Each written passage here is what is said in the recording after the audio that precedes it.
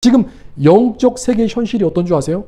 거의 대부분의 사람들이 지옥으로 걸어가고 있어요. 지옥길을 가고 있어요. 그래서 우리는 지옥에서 탈출하셔야 되는데 지금 우리는 요한계시록의 시대를 살고 있어요. 그러니까 영의 눈이 감겨서 지금이 무슨 때인지 전혀 모르는 사람들이 많고요.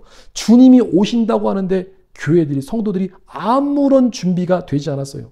마라나타, 주 예수여 다시 옵소서 입술로는 찬양하는데 영적인 준비는 전혀 안 돼 있다는 거예요. 그래서 사실 우리가 좁은 문으로 들어가기를 힘쓰는 사람들이 많지 않아요. 지금 대부분의 사람들이요, 좁은 문 들어가기를 힘쓰고 노력하는 게 아니라 영적으로 보면 그냥 퍼질러 자고 있어요. 많은 사람들이 깊은 잠에 빠져 있어요. 지금 주님 말씀은 좁은 문 들어가기를 힘쓰라고 그랬는데 힘쓰는 게 아니고 뭐예요? 영적으로 퍼질러 자고 있다니까요. 그러니까 먼저는 그 영혼들이 깨어나야 돼요. 사실 우리가 좁은 문으로 들어가기 힘쓰기 전에 일단 깨어나서 영의 눈이 떠져서 봐야죠. 아, 좁은 문이 저거구나. 그리고 이제 알았으면은 좁은 문 들어가기를 힘써야 되는데 그것조차 쉽지 않다는 거예요. 정말 비참한 현실이 마지막 때 펼쳐질 수 있다는 거예요. 정말 많은 사람들이 어디로 향하고 있어요? 지옥을 향하고 있다는 거예요. 할렐루야. 하나님의 은혜와 평강이 함께 하시기를 예수님 이름으로 축복드립니다. 오늘 말씀 제목은 지옥 탈출 좁은 문으로. 자, 지옥 탈출 좁은 문으로. 우리 인생에서 고민이 있을 때가 언제일까요? 여러분 인생에서 고민이 있을 때, 살다 보면 고민이 많겠죠. 아마 사람마다 다르겠지만 우리가 중요한 선택을 해야 될 때, 그때 더 많이 고민하게 될 것 같아요. 예를 들어서 내가 어떤 직업을 선택할까? 무슨 일을 할까? 우리가 만남을 가져도 저 사람이 나에게 맞는 짝일까? 우리가 무엇을 입을까? 무엇을 먹을까? 무엇을 마실까?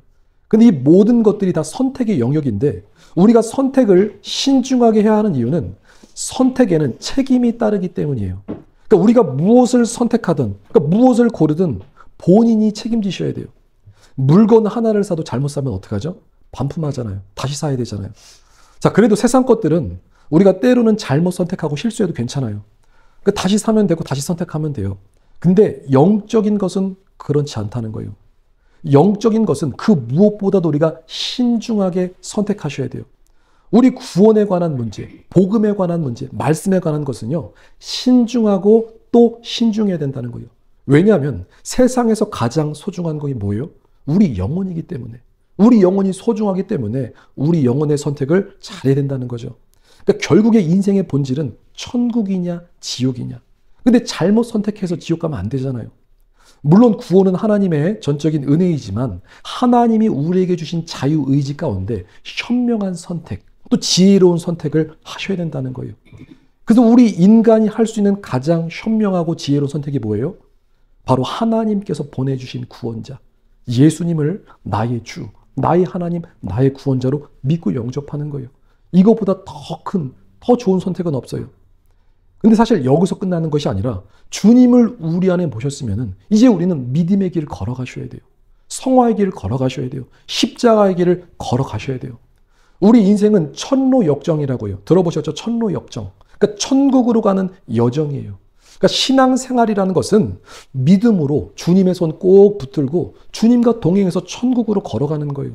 그러니까 천국 들어가기 전까지는 구원의 문제가 끝난 게 아니에요. 도중에 탈락하는 사람도 있어요. 미끄러지는 사람도 있고요. 타락하는 사람도 있고 배도하는 사람도 있어요. 또 마귀에게 끌려가는 사람도 있고 가짜 복음을 잘못된 거 붙들는 사람들도 있어요. 그러니까 주님 나라 가는 그날까지 우리는 방심할 수 있다 없다? 없다는 거예요. 우리는 끝까지 주님과 함께 해야 돼요. 그러니까 최후 승리는 뭐냐?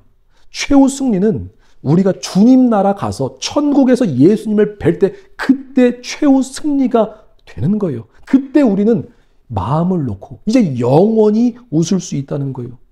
오늘 본문 말씀에 좁은 문과 넓은 문이 나와요. 아마 아실 거예요. 좁은 문과 넓은 문. 자, 쉽게 말해서 좁은 문은 천국문이고 넓은 문은 지옥문이에요. 그리고 우리는 천국문과 지옥문 사이에서 선택을 해야 되는데 오늘 말씀은 우리 영혼을 깨우는 말씀이에요. 그러니까 좁은 문이 있다. 넓은 문이 있다. 그러니까 신앙 점검을 똑바로 하라는 거예요. 지금 내가 걸어가는 길이 천국문이냐 아니면 지옥으로 향하고 있느냐, 어디로 향하고 있는지 신앙을 점검해서 지옥 가지 말라는 거예요. 가장 위험한 신앙이 어떤 신앙이냐면 지금 내가 걷는 길을 점검하지 않는 거예요. 지금 내가 목적지까지 바르게 가고 있는가? 내가 지금 천국으로 향하고 있는가? 근데 만약에 나는 내가 열심히 신앙생활 한다고 했는데 지옥으로 가는 길이에요. 나중에 어쩔 거예요? 그때 가서는 후회할 수도 없고 돌이킬 수도 없다는 거예요. 그때 깨달았을 때는 늦었다는 거예요. 그래서 성경은 계속해서 경고하고 있는데 신앙을 점검하래요. 여러분들이 갖고 있는 믿음이 주님 보실 때 진짜인지 가짜인지 점검하시라는 거예요. 내가 지금 걸어가고 있는 그 길이 십자가의 길인가? 예수님께서 원하시는 주님의 길인가? 아니면 세상의 길인가? 점검하시라는 거예요. 자, 불편한 이야기일지 모르겠지만 이 시대 많은 신자들이 믿음의 길을 걸어가지 않아요. 예수님을 믿고 여기서 끝났다고 생각해요. 말씀으로 살아가지 않아요. 지금 자신의 신앙을 점검하지 않고 자신의 믿음을 조금도 의심하지 않아요. 그냥 교회 다니고 예수님을 지식적으로 믿는다고 동의하면 다 천국에 들어간 줄 아는데 그게 아니라는 거예요. 자, 오늘 본문 말씀에는 누가복음 13장 23절에 어떤 사람이 여짜오되 주여 구원을 받는 자가 적으니까, 어떤 사람이 아주 본질적인 질문을 한 거예요. 구원받는 자가 많습니까? 적습니까? 얼마나 되겠습니까? 이게 참 흥미로운 질문이죠. 근데 또 무서운 질문이에요. 구원받는 자가 얼마나 될까? 만약에 어떤 교회에 성도가 100명 있다고 해봐요. 그럼 100명 중에서 구원받는 사람이 몇 명일까요? 그 중에서 휴거되는 사람이 몇 명이나 될까요? 자, 여러분들은 어떻게 생각하세요? 지금 이 시대를 보면서 정말 구원받은 사람이 많다고 생각하세요? 아마 많다고 하는 사람들 많이 없을 거예요. 왜냐하면 세상 돌아가는 걸 보니까 확실히 구원받는 사람들이 적어 보이는 거예요. 우리가 영으로 깨어있는 사람은 영으로 잠들어 있는 사람이 누군지 알아요. 그러니까 잠들어 있는 사람은 깨어있는 사람을 못 보는데 깨어있는 사람은 누가 잠든지 알아요. 주변을 둘러보면요, 영적으로 잠든 사람들이 수두룩해요. 그 구원받을 사람이 많지 않을 수 있다는 거예요. 그럼 성경은 구원에 대해서 뭐라고 말씀하고 있느냐? 성경은 구원받는 자의 숫자에 대해서 많다고 한 적이 없어요. 적으면 적었지 많다고 하지 않아요. 예수님의 수제자 베드로는요, 베드로전서 4장 18절에 의인이 겨우 구원을 받는데요. 뭐라고요? 의인이 겨우 구원을 받는데요. 그럼 경건하지 않은 자와 죄인은 어디에 서리요? 사도 바울은요, 두렵고 떨림으로 구원을 이루어간대요. 그리고 자기가 복음을 전하고 도리어 자기가 버림받을까 두렵다고 말하고 있어요. 두렵고 떨림으로 구원의 길을 이루어간다는 거예요. 고린도전서 9장 27절에 내가 내 몸을 쳐서 복종하게 함은 내가 남에게 전파한 후에, 내가 다른 사람에게 복음을 전한 후에 도리어 버림을 당할까 두려워함이라. 정말 하나님의 은혜를 알고 정말 복음을 알면 알수록, 주님 앞에 가까이 가면 갈수록, 그렇구나, 우리 인생이 정말 죄인 중에 괴수구나, 정말 내가 죄가 많구나, 하나님을 알면 알수록 구원이 정말 쉬운 게 아니라는 거예요. 무섭다는 거예요. 그걸 사도 바울이 깨달은 거예요. 그러니까 구원을 두렵고 떨림으로 이뤄간다는 거예요. 쉬운 문제가 아니라는 거예요. 예수님 뭐라고 말씀하세요? 누가복음 18장 8절에 인자가 올 때에, 예수님 이 땅에 다시 오실 때 믿음 있는 자를 보겠느냐 하시잖아요. 이 말씀은 농담이 아니에요. 예수님 오실 때 믿음 있는 자를 보겠느냐. 많다는 거예요? 적다는 거예요? 많지 않다는 거예요. 우리가 구약 성경을 봐도요, 노아 시대, 노아 방주 심판, 홍수 심판 때, 그때 살아남은 사람이 몇 명이에요? 그 당시에도 정말 수십억의 인구가 있었어요. 근데 노아의 방주에 탄 사람은 8명밖에 없었다는 거예요. 소돔과 고모라는요, 음란의 도시 소돔과 고모라에서 살아남은 사람은요, 단 3명밖에 없었어요. 모세가 출애굽했을 때 200만 명이 애굽에서 나왔죠. 가나안 땅에 들어가죠. 가나안 땅에 들어간 믿음의 1세대, 하나님의 방법대로 하나님께서 원하시는 믿음에 합격한 사람은 2명밖에 없었어요. 갈렙과 여호수아. 아니 8명, 3명, 2명. 그럼 이 시대도 하나님이 보실 때 참 믿음, 진짜 믿음 안에 있는 자가 많지 않을 수 있다는 거예요. 그러니까 많지 않아요. 저마다 자신의 믿음을 자랑하죠. 나는 하나님을 안다고, 하나님을 경험했다고 생각하지만 성경과 빗나가는 경우가 많이 있어요. 천국과 지옥을 경험했다고 구원이 보장된 게 아니고요, 하나님을 만났다고 해서 또 구원이 보장된 게 아니에요. 영적 체험하고 주님의 음성을 듣는다고 해도 하나님의 말씀대로 살지 않고 하나님의 방법대로 하지 않으면은, 아버지 뜻대로 하지 않으면 천국에 못 들어간다는 거예요. 주님 만나는 거랑 천국 가는 거랑은 또 별개의 문제라는 거예요. 다른 차원이에요. 구원은요, 하나님의 방법대로 하나님의 말씀 행하고 하나님의 말씀 순종할 때 그때 가는 거예요. 마태복음 7장 21절에도 주여 주여 하는 자마다 다 구원받을 것이 아니라고 하잖아요. 다만 뭐예요? 하나님 아버지의 뜻대로 하는 자. 그리고 말씀을 순종하는 자가 주님 나라 간다고 하는 거예요. 자, 그래서 주여 구원을 받는 자가 적으리까? 자, 주님이 어떻게 말씀하세요? 예수님이요. 많다 적다 하지 않으시고요. 24절에 좁은 문으로 들어가기를 힘쓰라. 뭐라고요? 좁은 문으로 들어가기를 힘쓰래요. 그냥 들어가면 돼. 이게 아니라 들어가기를 힘써라. 내가 너에게 이르노니 들어가기를 구하여도 못하는 자가 많으리라. 이게 되게 무서운 말씀이에요. 아니, 좁은 문으로 그냥 들어가면 되는 문제가 아니라 들어가기를 힘써야 되고요. 힘써도 못 들어가는 자가 많대요. 예수님께서 구원받는 사람의 숫자가 많다 적다 하신 게 아니라 돌려서 말씀하시는데 여기 놀라운 진리가 있는 거예요. 우리는 좁은 문 들어가기를 힘써야 되고 그리고 하나님께서 알려주신 방법대로 가야 된다는 거예요. 자, 그럼 좁은 문은 무엇이고 넓은 문은 무엇이냐?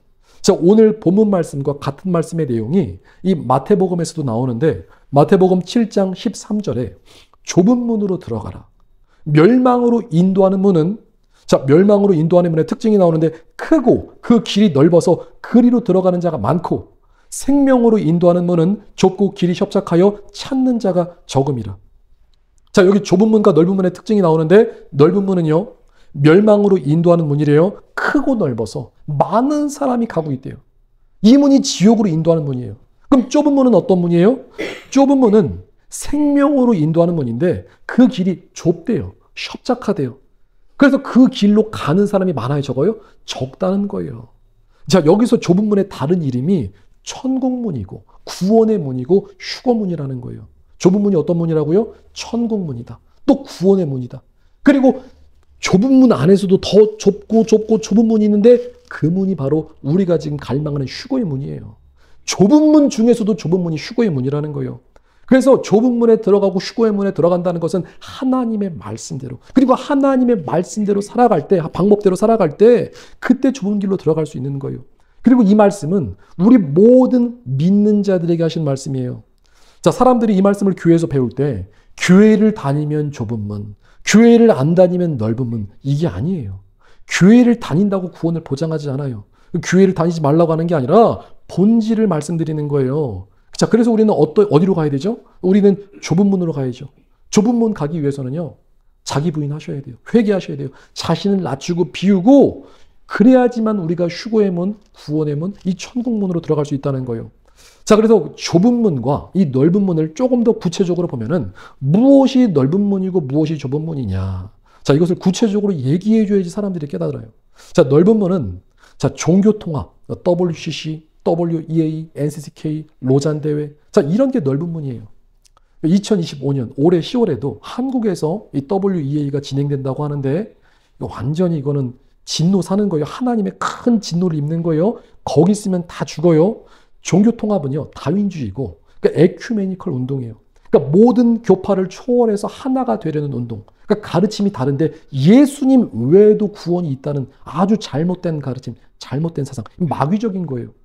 아예 목사님, 우리 교회가 종교통합해도 저는 종교통합 안 하는데요. 자, 이것도 스스로 속이는 거죠. 아니, 자기가 종교통합 안 하면 거기서 나와야죠. 건물이 무너지면은 어떻게 하죠? 같이 죽는 거예요. 그리고 그런 데서 예비하면요, 영이 미혹이 돼요. 영이 전이가 된다고요. 주님 말씀하시잖아요. 내 백성아, 거기서 나와라. 그 죄에 참여하지 말고 거기서 나와라. 하나님 심판이 떨어질 때 거기 있으면 같이 죽는 거예요. 나와야 돼요. 종교통합은 하나님의 진노를 사는 거예요. 그리고 동성애, 낙태, 차별금지법. 자, 이런 것도 뭐예요? 그러니까 다 넓은 문이에요. 공산주의, 주사파, 사회주의. 이것도 넓은 문이에요. 자, 이런 것들은 다 하나님을 대적하는 사상이에요. 반기독교, 반성경, 반하나님, 유물론 사상, 하나님을 대적하는 사상, 마귀적인 거예요. 공산주의의 영이 귀신의 영이고 마귀의 영이에요. 그래서 그리스도인들이 절대로 좌파가 될 수 있다 없다? 없어요. 만약에 그리스도인이 좌파라고 하면은 넓은 길 가는 거예요. 거기 구원이 없고요. 반드시 지옥 떨어집니다. 자, 그리고 팬데믹 시절에 이 코비드 뱀독 주사, 이것도 넓은 문이에요. 자, 팬데믹 시절에 뱀독 주사가 뭔지 모르고 사람들이 막 많이 맞았는데, 자, 그 당시에 사람들이 거의 반강제로 이것을 맞았어요. 근데 그 안에 내용물을 비공개로 했고요. 부작용자들이 어마어마하게 많아요. 내용물을 비공개한 이유가 그 안에 보니까 산화그래핀이 있고 전자회로칩, 또 말로 할 수 없는 진짜 기기묘묘한 이상한 것들이 정말 많이 발견됐어요. 에이, 설마요. 자, 이걸 아직도 모르는 사람들은요, 이걸 막 음모론이라고 말하는데 이거 정말 아무것도 모르는 사람이에요. 우리가 조금만 관심을 가지고 검색해 보시면은 지금 논문들이 쏟아져 나왔고 이 부작용이라든지 그 안의 내용물들에 대한 자료들이 차고도 넘친다는 거예요. 지금 팩트를 말씀드리는 거예요. 자, 그 당시에도 하나님께서 사인을 주셨어요. 분명히 맞지 말라고 경고하시고 사인 주셔서 아마 당시에도 깨어있는 사람들은 다 그 자리를 피했어요. 그리고 시간이 지나서 자, 이런 사실을 알고 지금 막 깨어난 사람들도 많이 있는데 자, 아직도 주변에 모르는 사람들이 많이 있어요. 자, 근데 시간이 지났는데 이 얘기를 왜 다시 하느냐? 이게 넓은 문이라는 거예요. 그리고 이걸 맞은 분들이 있기 때문에 저도 이 불편한 얘기라서 별로 하고 싶지는 않은데 이걸 알아야지. 이걸 알아야 앞으로 있을 더 큰 환란에서 대비할 수 있어요. 왜냐하면 영적 세계에서 원리가 이 마귀가 하는 짓거리가 똑같아요. 이 팬데믹 같은 그런 또 마귀적인 일이 또 한 번 일어난다는 거예요. 반복된다는 거예요. 그래서 우리가 이걸 알고 넘어간다는 거예요. 이 팬데믹은요, 모의고사예요. 그럼 진짜 시험, 기말고사가 오거든요. 그래서 앞으로 진짜가 오는데 인류의 마지막 시험. 그것이 바로 요한계시록 13장, 14장, 16장, 18장, 19장에 등장하는 짐승의 표 666이라는 거예요. 이 짐승의 표는 사람의 몸에 도장 찍듯이 진짜로 인을 박아버려요. 이게 상징이 아니라 하나님의 말씀 그대로 이루어지는 거예요. 처음에는요, 생체칩, 그러니까 전자칩 형태로 사람의 몸에 넣고요. 나중에는 정말 도장 찍듯이 손이나 이마에다가 인을 박아버려요. 계시록 13장 16절부터 18절 보니까 그가 모든 자, 곧 작은 자나 큰 자나 부자나 가난한 자나 자유인에게나 종들에게 그 오른손이나 이마에 표를 받게 하고 누구든지 이 표를 가진 자 외에는 매매를 못하게 하니 이 표는 곧 짐승의 이름이나 그 이름의 수라. 지혜가 여기 있으니 총명한 자는 지혜가 있는 자는 그 짐승의 수를 세어보라. 그것은 사람의 수니 그의 수는 666이니라. 하나님께서 사인을 주셨고 종들을 통해서 이 비밀을 알려주셨어요. 짐승의 표는 모든 자에게 다 받게 하는데 짐승의 표를 받지 않으면 매매를 못하게 되고요. 사회적으로 격리를 당해요. 그리고 그때가 되면은 이제 범법자라고 그래요. 왜냐하면 사회에 있는 질서에 순응하지 않기 때문에 당신은 범죄를 지을 소지가 있습니다. 그래서 나중에는요, 감금시키고 심하면은요, 처형까지 시켜버려요. 그러니까 단두대가 등장하는 게 괜히 등장하는 게 아니에요. 죽인다는 거예요. 그때 순교자들이 많이 있어요. 자, 그래서 이게 무서워가지고, 아이고, 짐승의 표 안 받으면은 단두대 목이 잘리겠네. 죽을 수 있겠네. 이게 무서워서 짐승의 표를 받으면 어떻게 되죠? 그때는요, 구원을 완전히 상실해버려요. 구원을 완전히 잃어버려요. 그러니까 일단 짐승의 표를 받고 나면은 회개도 없고 후회도 없고 완전히 끝난 거예요. 그 사람은 나는 지옥 갈 사람이라고 지금 표를 딱 박아버린 거예요. 계시록 14장 9절로부터 11절 말씀에 만일 누구든지 짐승과 그의 우상에게 경배하고 이마의 손에 표를 받으면 그도 하나님의 진노의 포도주를 마시리니 그 진노의 잔에 섞인 것이 없이 부은 포도주라. 거룩한 천사들 앞과 어린 양, 그러니까 우리 주 예수님 앞에서 불과 유황으로 고난을 받으리니 지옥에 떨어진다는 거죠. 그 고난의 연기가 세세토록 올라가리라. 영원토록 고난받는다는 거예요. 짐승과 그 우상에게 경배하고 짐승의 표 받기 전에 경배하는 일이 있어요. 그리고 그 이름의 표를 받는 자는 누구든지 밤낮 쉼을 얻지 못하리라. 그러니까 표를 받으면은 불과 유황불에 떨어져요. 지옥에 떨어진다는 얘기예요. 이 짐승의 표에 대해서는 제가 나중에 차후에 또 자세하게 또 말씀드릴 건데 지금 중요한 건 짐승의 표 시대가 가까이 왔다는 거예요. 지금 세상은 짐승의 표 666 시스템을 위해서 달려가고 있어요. 그러니까 얼마 안 있으면 적그리스도 정부, 짐승 정부가 등장한다는 거예요. 자, 그 시작이 뭐예요?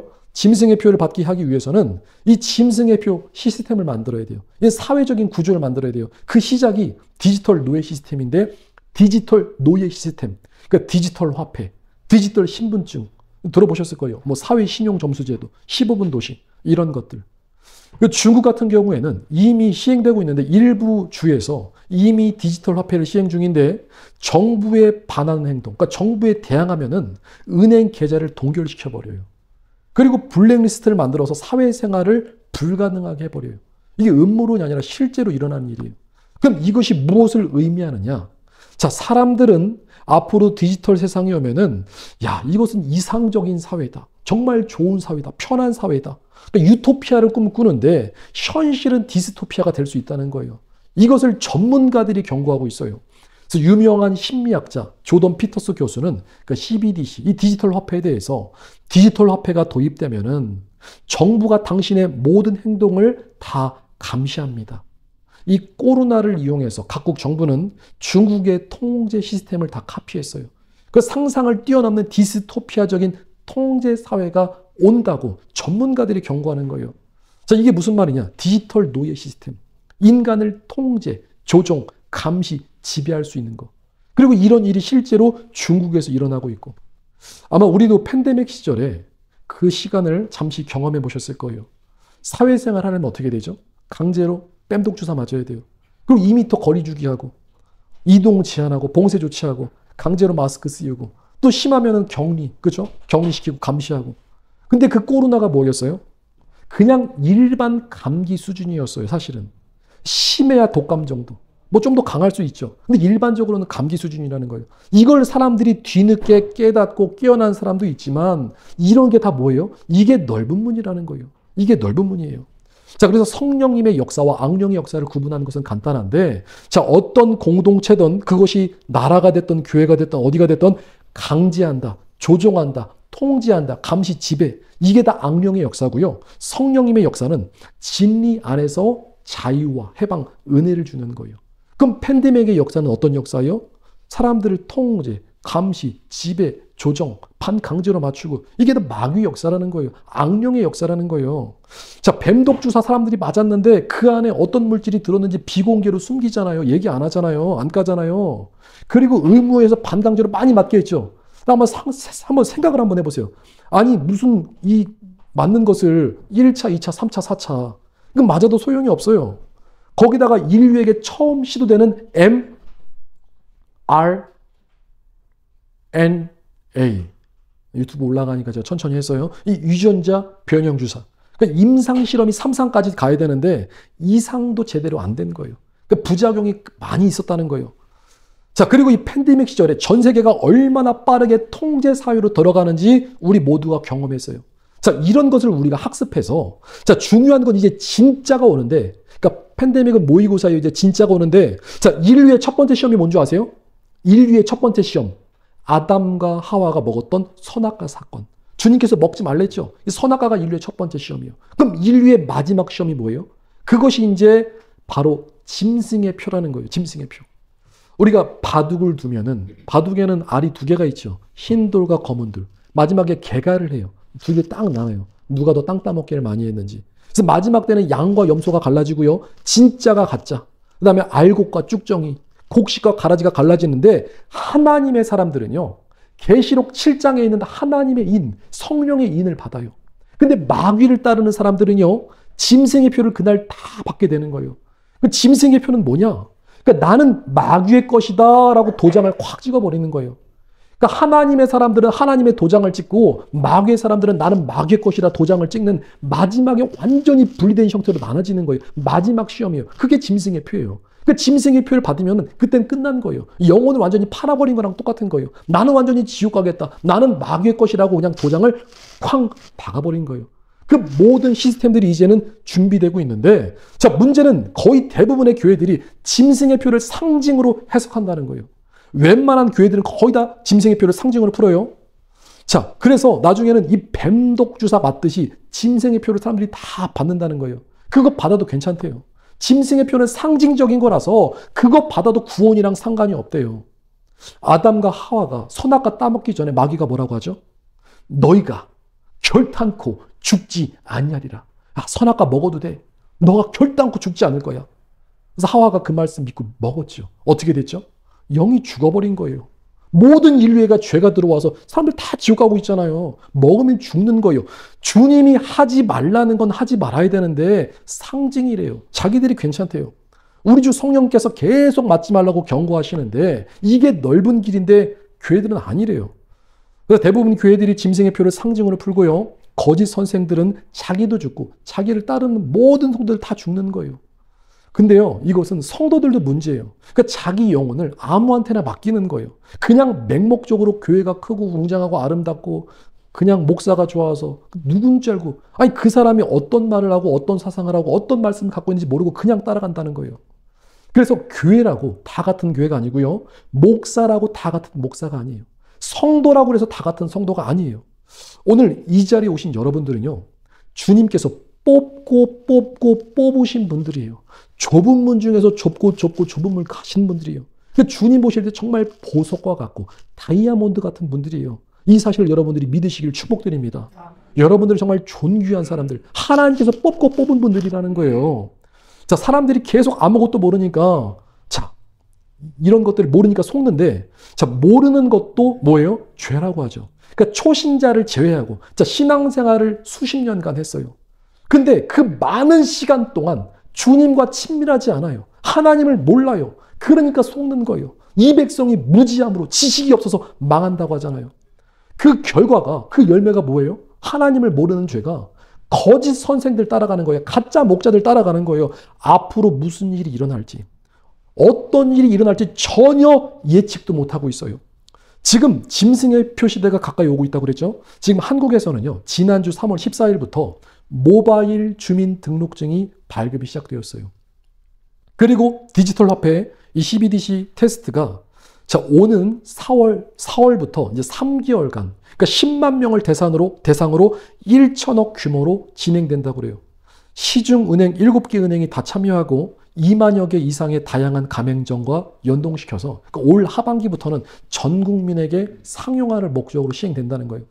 그러니까 짐승의 표 시스템이 가까이 오고 있다는 거예요. 지금 대한민국의 이 디지털 블록체인, 이 산업 아젠다가 이제 본격적으로 시작된다는 거예요. 언제부터? 올해부터. 자, 물론 이 디지털 화폐 개혁은 우리나라뿐만 아니라 전 세계적인 아젠다예요. 자, 근데 이것을 추진하는 사람들이 누구예요? 이게 글로벌리스트예요. 적그리스도 세력이라는 거예요. 우리들이, 시민들이 원해서 하는 게 아니에요. 이들이 강제적으로 전 세계적으로 이걸 추진하고 있는 거예요. 왜 그런 거죠? 우리 모든 인류를 통제하고 결국에는 이 짐승의 표를 맞추기 위해서. 그러니까 성경이 이루어지고 있는 거예요. 아마 이 말씀을 오늘 처음 듣는 분들은, 아니 이게 뭔 소리야, 이게 또 한쪽으로 치우치는 거 아니야, 뭐 이렇게 생각할 수 있는데, 이 코로나 팬데믹의 저주에서 여기서 깨닫지 못하면은 이 짐승의 표도 이해할 수가 없어요. 그러니까 영적으로 같은 원리라는 거예요. 자, 팬데믹 때 경험했던 이 통제 사회가 이제는 디지털 노예 시스템으로 바뀐다는 거예요. 그리고 궁극적으로 이것을 배후에서 지배 조종하는 놈들이, 그 놈들이 사탄 숭배자들인데, 글로벌리스트, 적그리스도 세력들. 그 옛날에는 뭐 우리가 음모라고 치부했던 뭐 일루미나티, 프리메이슨, 이 놈들이 이거 다 추진하는 거예요. 이들의 최종 목적은요, 인간의 몸에 칩을 심는 거고요. 그게 바로 짐승의 표 666이라는 거예요. 전 세계적인 CBDC, 이 디지털 화폐 권위자 리차드 워너는 이런 말을 했어요. 이 CBDC는, 그러니까 디지털 화폐는 도난당하지 않는 결제 방법이라면서 사람들에게 광고하고 선전할 거예요. 야, 디지털 화폐가 온다. 이제는 우리는 돈을 잃어버릴 수 없습니다. 디지털 화폐는 완전합니다. 사람들에게 아주 선한 것으로 포장해서 광고하죠. 자, 그래가지고 사람들이 지금은 우리가 카드를 갖다 대면 그냥 결제가 되잖아요. 편하잖아요. 자, 그렇게 우리를 훈련시켜 놓고 결국의 최종 목적은 짐승의 피, 그러니까 사람의 몸에 생체 칩을 심게 할 것입니다. 이게 지금 전 세계적인 이 권위자, 그죠? 이 리차드 워너라는 사람이 한 거예요. 그리고 처음에는요, 기본소득으로 사람들에게 칩 이식을 유도할 것이라고 얘기하고 있어요.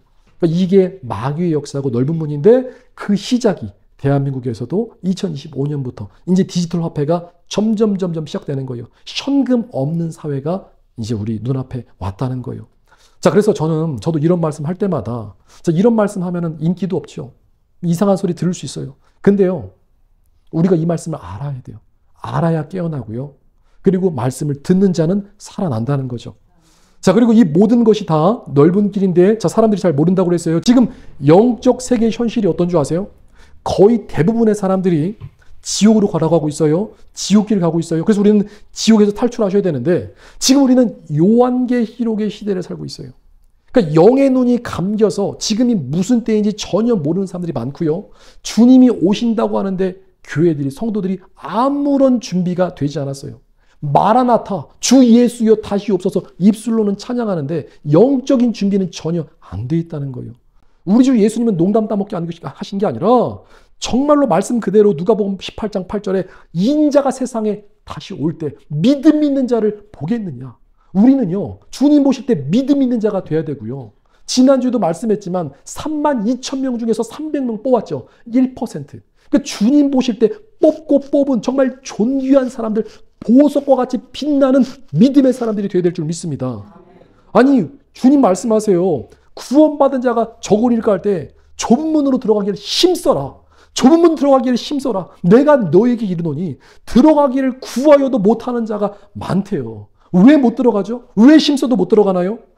회개가 안 됐고요. 이 시대는 회개가 안 됐어요. 그리고 자기 부인이 안 됐어요. 그리고 지혜가 없으니까 속는 거예요.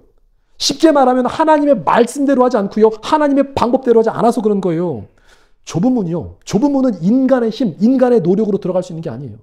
우리의 구원은요. 하나님께서 우리 안에서 일하시는 거예요.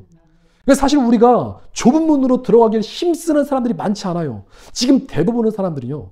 좁은 문 들어가기를 힘쓰고 노력하는 게 아니라 영적으로 보면 그냥 퍼즐로 자고 있어요. 많은 사람들이 깊은 잠에 빠져 있어요. 지금 주님 말씀은 좁은 문 들어가기를 힘쓰라고 그랬는데 힘쓰는 게 아니고 뭐예요? 그 영적으로 퍼즐로 자고 있다니까요. 그러니까 먼저는 그 영혼들이 깨어나야 돼요. 사실 우리가 좁은 문으로 들어가기 힘쓰기 전에 일단 깨어나서 영의 눈이 떠져서 봐야죠. 아, 좁은 문이 저거구나. 그리고 이제 알았으면은 좁은 문 들어가기를 힘써야 되는데 그것조차 쉽지 않다는 거예요. 정말 비참한 현실이 마지막 때 펼쳐질 수 있다는 거예요. 정말 많은 사람들이 어디로 향하고 있어요? 지옥을 향하고 있다는 거예요. 자, 그래서 지옥 탈출, 좁은 문으로 들어가기 위해서는 우리가 세 가지 키워드를 꼭 기억하셔야 되는데, 자, 첫 번째가 회개의 문이고, 두 번째가 자기 부인의 문이고, 세 번째가 지혜의 문이에요.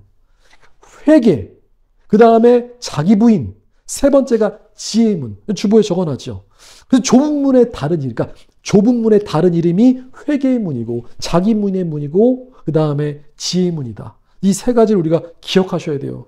자, 그래서 첫 번째, 좁은 문은 회개의 문인데, 천국에 들어가려면 회개가 그렇게 중요한 거예요.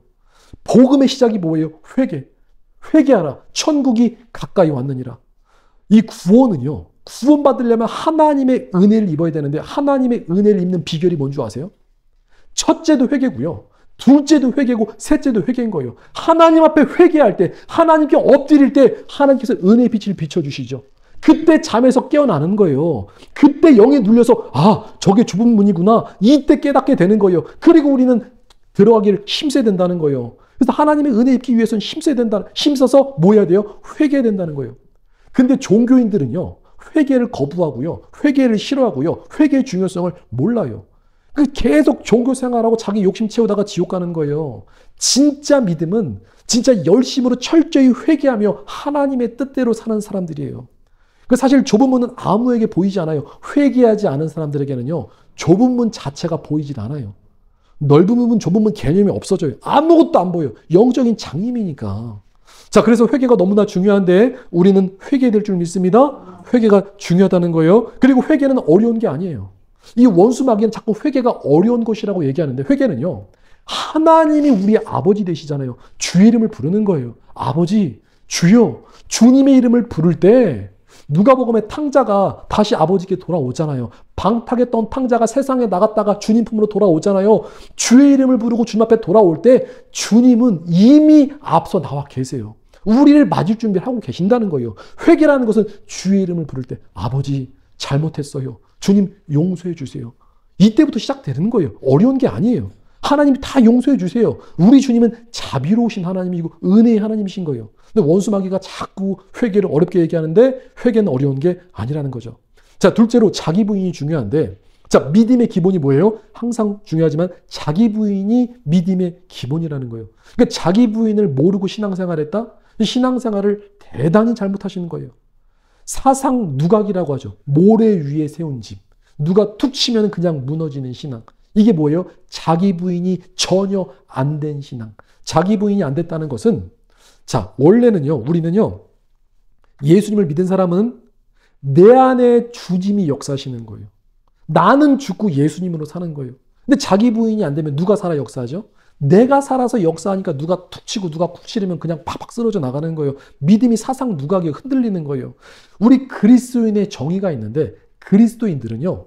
갈라디아서 5장 24절에 그리스도 예수의 사람들은 육체와 함께 그 정욕과 탐심을 십자가에 못 박았느니라. 이게 그리스도인의 정의예요. 그러니까 예수님 죽을 때 나도 같이 죽었다는 거예요. 갈라디아서 2장 20절에 우리가 아주 잘 아는 말씀. 내가 그리스도와 함께 십자가에 못 박혔나니 그러즉 이제 내가 사는 것이 아니요 오직 내 안에 그리스도께서 사시는 것이라. 이제 내가 육체 가운데서 사는 것은 나를 사랑하사 나를 위하여 자기 자신을 버리신 하나님의 아들을 믿는 그 믿음 안에서 사는 것이다. 나는 죽고 예수님으로 사는 것이다. 이게 자기 부인이에요. 이 자기 부인은 이 믿음의 원리, 이 구원의 원리 세 가지 안에 다 들어있는데 이 믿음의 원리 세 가지 뭐라고 그랬죠? 영접, 행함, 아버지 뜻. 믿음은 영접이에요. 요한복음 1장 12절 영접하는 자, 곧 그 이름을 믿는 자들에게는 하나님의 자녀가 되는 권세를 주셨으니 예수님 믿을 때 주님이 내 안에 들어오시죠? 그게 자기 부인이에요. 그리고 주님이 내 안에 오셔서 하나님의 일을 행하시는 거예요. 우리가 믿음으로 살아갈 수 있게 되는 거예요. 그리고 아버지 뜻을 이룰 수 있게 되는 거예요. 근데 자기 부인을 안 하면은 자 어떤 역사가 일어나느냐? 내 자아가 팔팔하게 살아있어서 자기 고정관념, 자기 스타일, 자기 아집, 자기 편견 가운데 자 이런 것이 주체가 됐으니까 내가 주인이 되니까 자 말씀을 봐도요. 성경을 왜곡해서 해석하고요. 정작 문제의 근원은 자기 자신인데 남 탓해요. 그리고 말씀을 들어도 자기 머리로 재해석하고 이게 뭐예요? 자기 부인이 안 된 상태라는 거예요. 그래서 우리는 자기 부인을 아주 중요하게 생각하시고 나로 살지 말고 누구로 사셔야 돼요? 예수님으로 사셔야 된다. 그래서 우리 주 예수님께서 자기 부인의 기도를 알려주셨죠. 주기도문은요. 자기 부인의 기도예요. 그러므로 너희는 이렇게 기도하라. 하늘에 계신 아버지여 이름이 거룩히 여김을 받으시오며 나라가 임하옵시며 뜻이 하늘에서 이루어진 것 같이 땅에서 이루어진다. 내 이름을 높이는 것이 아니라 아버지 이름을 높이고 내 뜻대로 살아가는 것이 아니라 아버지 뜻, 내 비전, 내 야망이 아니라 하나님 나라, 하나님의 영광을 위해서 살아가는 거예요. 자, 셋째로 좁은 문은요. 지혜의 문이에요. 그러니까 지혜가 중요하다는 거예요. 이 좁은 문과 이 넓은 문은요. 한 번만 등장하는 게 아니에요. 이 좁은 문과 넓은 문이요. 계속해서 나옵니다. 그러니까 계속해서 선택하셔야 돼요. 그래서 지혜가 있어야 되는데 자 우리는 종교통합 피했죠. 공산주의 피하고 주사파 피하고 차별금지법 피하고 동성애 피하고 또 짐승의 피를 피해야 돼요. 그리고 마지막 때는요. 지혜가 없으면 속을 수밖에 없어요. 그래서 지혜가 없으면 마귀에게 속고 끌려가는데 자, 이 지혜는 사람의 지혜를 말하는 것이 아니라 하늘의 지혜, 하나님의 지혜를 말하는 거예요. 자, 이것도 구원의 이 원리 가운데 다 있는 거예요. 구원의 원리, 영접. 주님이 내 안에 오실 때 지혜의 본체이신 하나님이 내 안에 오시는 거예요. 그때 지혜가 생겨서 눈이 밝아지고 귀가 열리고 깨닫는 마음이 임하는 거예요. 그러니까 이 모든 말씀이 하나님 앞에 회개해서 주님을 내 안에 영접해 모시고 또 자기 부인하고 또 지혜를 얻어서 좁은 문 들어가기를 힘쓰라는 거예요.